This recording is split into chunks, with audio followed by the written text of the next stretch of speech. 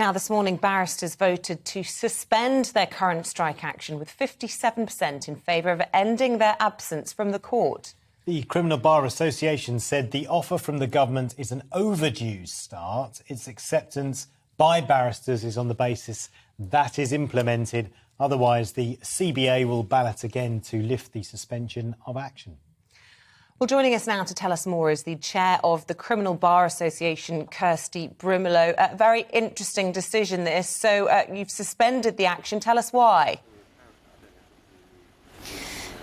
An offer was made by the government, which has been accepted by criminal barristers in a ballot. The ballot was close, however. There's still a huge amount of anger there. The offer really did hit the demands of the criminal bar. However, a number of barristers still consider that it hasn't gone far enough. There's still a lot of trust in government that has to be realised, and we hope that this is the start of a constructive arrangement. There's a lot of stress at the bar. It really is ridiculous that barristers have had to take this action. It's not our job to point out that there's been chronic underfunding in the criminal justice system.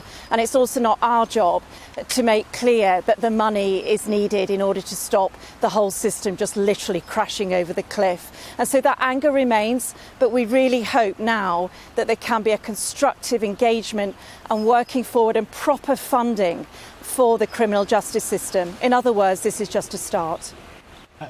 What does the government have to do then to regain your trust? First of all, there is an independent review panel which is being set up. It's not actually a pay review body, but it is similar to a pay review body. It looks at policies and then looks at the funding of those policies.